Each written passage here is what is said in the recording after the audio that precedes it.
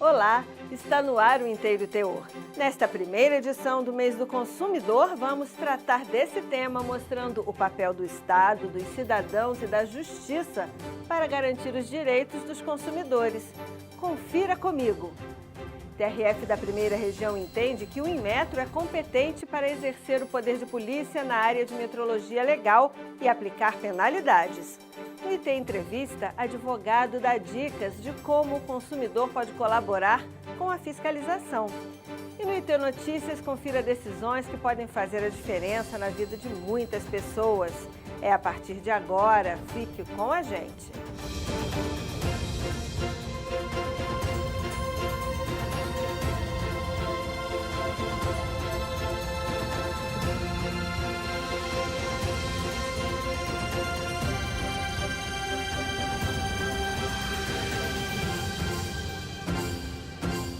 Você já teve a impressão de que um produto que você comprou pelo mesmo valor de sempre acabou antes do previsto, mesmo sendo usado o mesmo número de vezes? Isso está se tornando mais comum e tem uma causa: a reduflação. Uma prática que ocorre quando há a redução do tamanho das embalagens, do conteúdo dos produtos ou da quantidade de unidades, sem a proporcional diminuição nos preços. A prática não é ilegal, mas a mudança deve ser devidamente comunicada ao consumidor para que ele não seja induzido a erro. Conheça o posicionamento da Justiça sobre o tema com Ana Paula Souza.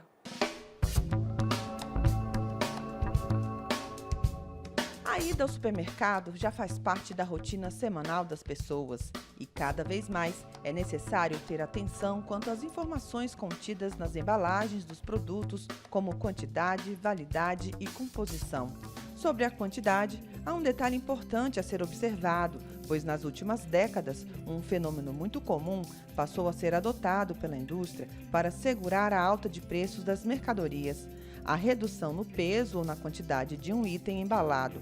Com isso, produtos de limpeza, biscoitos e alimentos processados, por exemplo, passaram a ser vendidos em menor quantidade.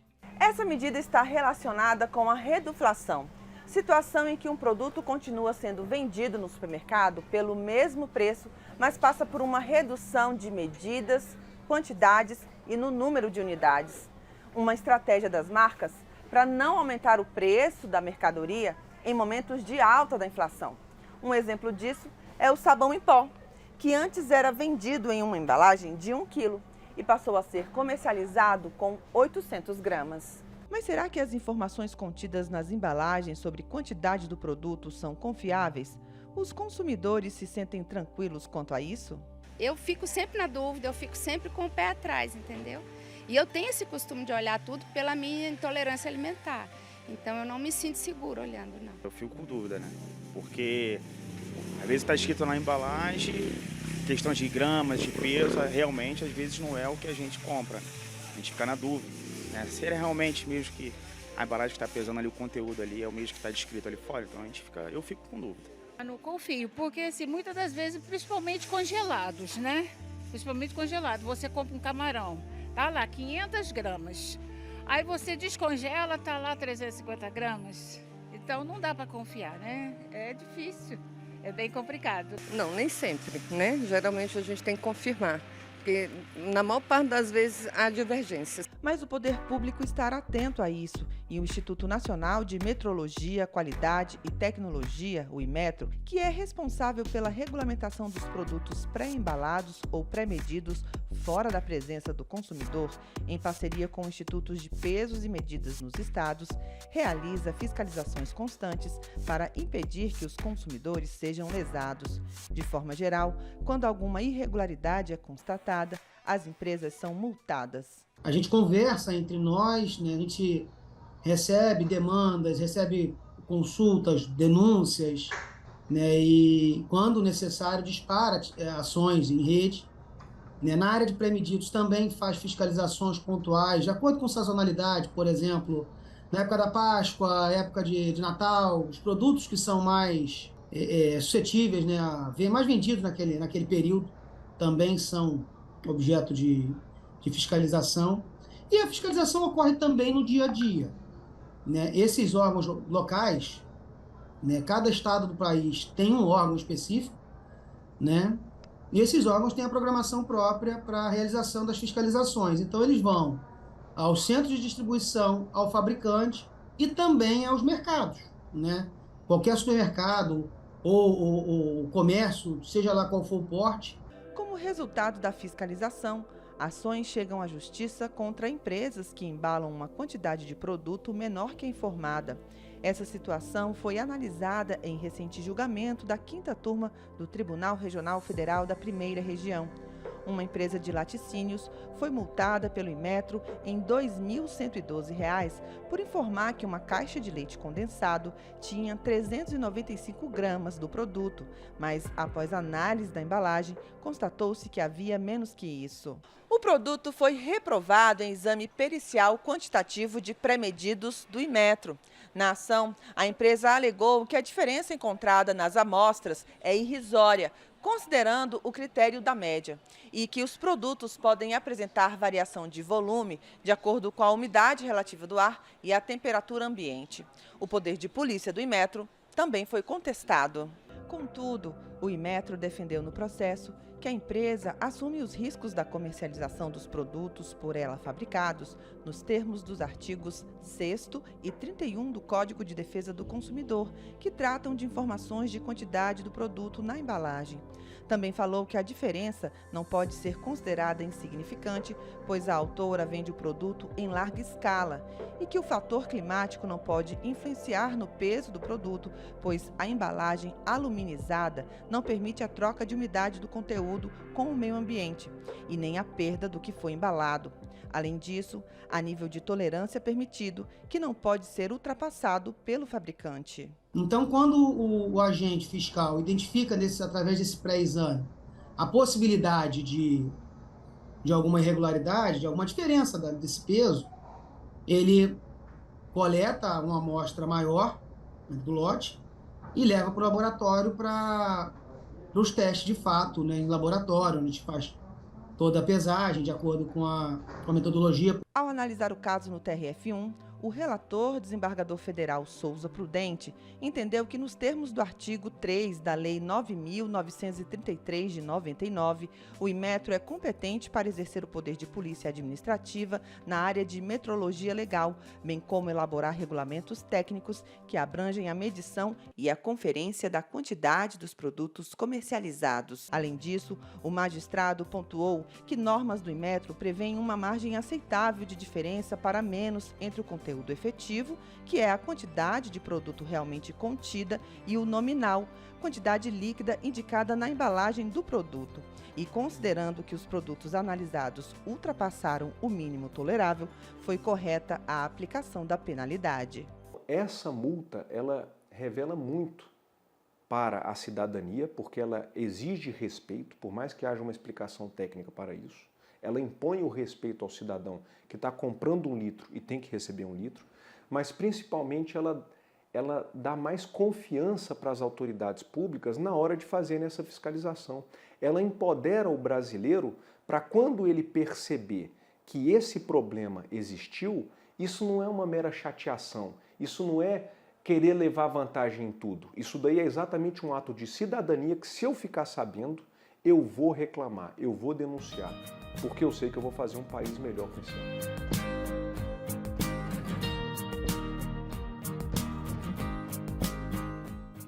A Portaria 392, de 29 de setembro de 2021 do Ministério da Justiça, fixou algumas regras para que a prática da reduflação não se torne ilegal. Uma delas é, como vimos na reportagem, que a alteração seja informada em local de fácil visualização, ou seja, na parte principal do rótulo, com caracteres em caixa alta, negrito e em cor contrastante com o fundo. A redução deve ainda ser informada em termos absolutos e não percentuais. E as informações sobre a mudança devem constar dos rótulos pelo prazo mínimo de 6 meses. O cliente tem sempre razão é uma ideia que está enraizada na nossa cultura, mas em muitos casos fica só no discurso e o consumidor não consegue resolver seus problemas apenas entrando em contato com a empresa. Daí a importância da legislação, dos órgãos de defesa do consumidor e também da atuação do próprio cidadão como fiscal. Conheça na visão de um advogado como cada um de nós pode atuar para ajudar na defesa dos direitos do consumidor. É com Ana Paula Souza. Olá! Vamos continuar falando agora sobre essa temática tratada na matéria e que está relacionada com o direito do consumidor. Afinal, quando o Inmetro realiza uma fiscalização e aplica multas, um dos objetivos é resguardar o consumidor que vai adquirir o produto. Por isso, vamos conversar agora com um especialista nesse assunto, o advogado Walter Moura. Dr. Walter, seja bem-vindo ao Inteiro Teor. Prazer é meu, eu que agradeço. Dr. Walter, como o consumidor pode ser ressarcido em uma situação em que ficou demonstrado que havia menos produto do que o informado na embalagem? O consumidor ele deve procurar o comerciante e também fazer contato com o serviço de atendimento ao consumidor do fabricante do produto e reclamar a diferença percentualmente. Se houve 10% a menos e ele constatou, que peça 10% da diferença do preço ou até devolver por um produto com a quantidade certa. Isso está previsto no Código de Defesa do Consumidor. Além de contar com a fiscalização do poder público, como o consumidor pode se respaldar de situações como essa? Como ser ativo? É muito importante o brasileiro perder o péssimo hábito ou deixar de lado o péssimo hábito de pensar que reclamar por quantidades pequenas de diferença no produto é chatice.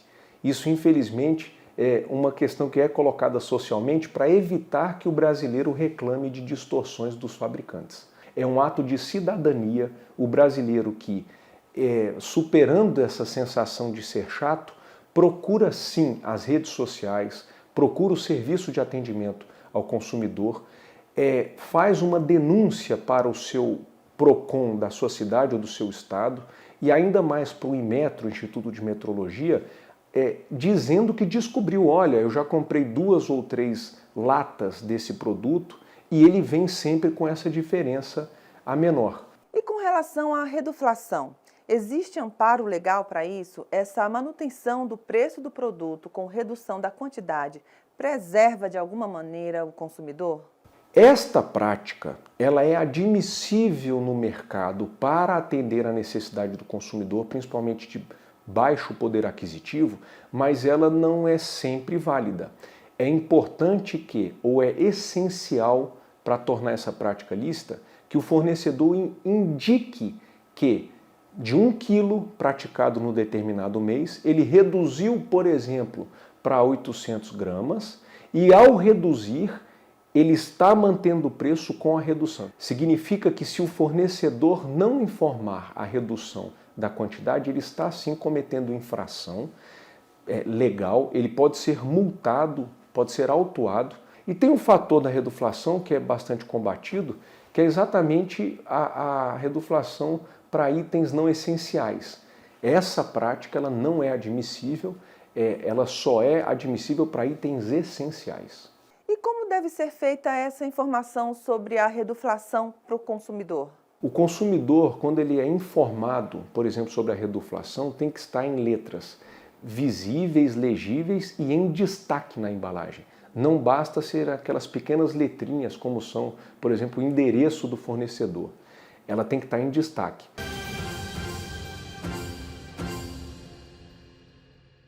Confira agora no IT Notícias decisões da Justiça Federal da Primeira Região que podem impactar a vida de muitos cidadãos. É com Renato Rosa.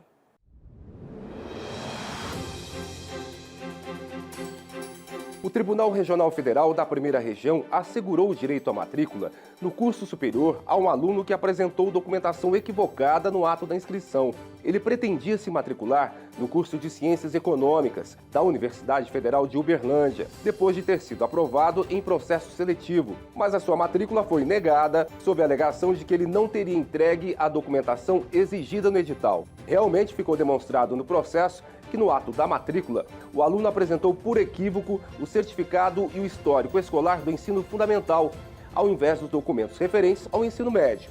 Na tentativa de resolver a situação, ele propôs a troca dos documentos, mas o pedido foi negado pela universidade. Ao analisar o caso, o relator desembargador federal Carlos Augusto Pires Brandão entendeu que a falha cometida não é razão que impeça definitivamente a matrícula, uma vez que o estudante provou ter concluído o ensino médio e estar de posse dos documentos necessários à efetivação da matrícula.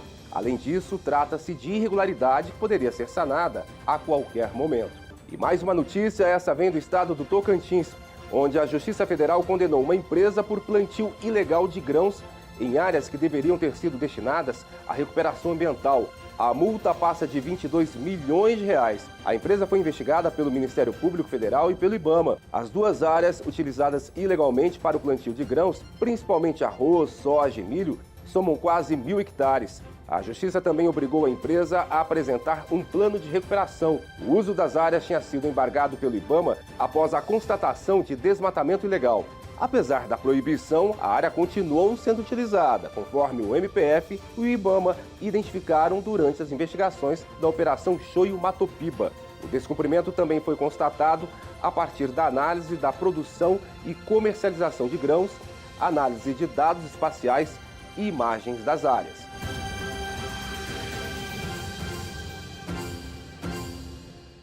Essa edição vai ficando por aqui, mas continue acompanhando as novidades do TRF1 nas redes sociais. Estamos no YouTube, no Facebook e no Instagram. E semana que vem eu estou de volta com mais Inteiro Teor. Até a próxima. Tchau!